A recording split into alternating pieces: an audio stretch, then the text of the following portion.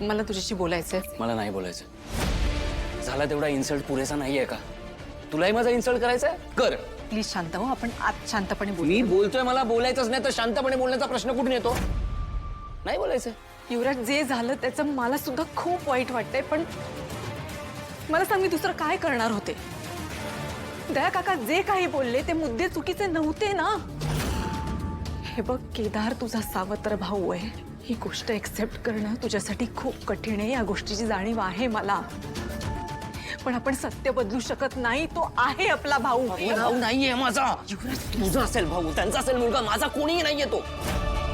केदार, तारिणी या भिकारड्या माणसांशी माझा काही संबंध नाहीये. ओके? आणि तू त्यांची बाजू घेऊन इथे भांडायला आली असेल तर मला इंटरेस्ट नाहीये. या टॉपिकवर नको बोलू. मी भांडत नाहीये, मी त्यांची बाजू घेत नाहीये. युवराज, जे घडलं त्याचं जेवढं तुला वाईट वाटतंय ना, त्याहून जास्त वाईट मला वाटतंय. हो का? वाईट वाटलं तुला? थोडा उशीर नाही का झाला वाईट वाटायला? तिथे सगळ्यांसमोर त्या हेल्परसाठी मी पायघड्या घातल्या तेव्हा नाही वाईट वाटलं तुला? तेव्हा काही बोलली नाही. सगळे होते ना तिकडे, सगळे बघत होते. काय झालं? सगळ्यांचे डोळे फुटले होते की तोंड शिवली होती? कोणीच काय बोललं नाही माझा अपमान होत असताना तिकडे. तर का उगाच येऊन नाटक करतेस? काय बोलतोयस तू? नाटकच चालले तुमची आणि सगळं कळतंय मला. सगळ्यांची नाटकं चालली. तू त्या हेल्परला घरात घेतलंस, बाबांनी इमोशनल ड्रामा केला, त्या तारिणीला पण घरात घेतला आणि आता तुम्ही सगळे मिळून घरात घेऊन माझ्या डोक्यावर बसलायत. युवराज प्लीज. सगळ्यांना सगळं कळतंय, सगळ्यांना सगळं माहित होतं हो ना, म्हणून कुणी काही बोललं नाही ना. हे सगळं वेल डिसाइडेड होतं ना. खरं सांग ताई, हे मुद्दाम केलेस ना तू माझ्यासोबत? मी मुद्दाम काही केलेलं नाहीये.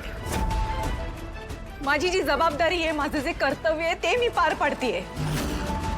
त्याला त्याचा हक्क मिळवून देणं इज माय रिस्पॉन्सिबिलिटी. खाली पार पाडलीस तुझी जबाबदारी, झालं तुझं कर्तव्य संपलं का? हा झालं ना? अरे मला काय वाटतं याचा कोणीच विचार केला नाही. तुला काय वाटतं ह्याचा विचार मी करत नसते तर तुझ्याशी बोलायला आले असते का? Please please please please please please आता नको हे सगळं. मला ना, मला सगळं कळलं.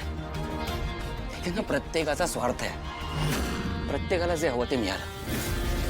त्या केदारला खांडेकरांचं नाव मिळालं, पैसा मिळाला, प्रॉपर्टी मिळाली, बरोबर? तारिणीला माझा बदला घेण्याचं समाधान मिळालं. दयानंद खांडेकरांना त्यांचा आवडता मुलगा मिळाला, है ना, लाडका मुलगा मिळाला. तुला हे सगळं केल्याचं समाधान मिळालं. हेड ऑफ द फॅमिली म्हणून हे सगळं करण्याचं क्रेडिट मिळालं. मला काय मिळालं? काय बोलतोयस तू? शिवराज खांडेकरला या सगळ्यातून काय मिळालं? युवराज प्लीज. काय नाही सॉरी काही नाही. Kaushiki Khandekar head of the family म्हणून तू जिंकलीस, आणि बहीण म्हणून तू हरलीस.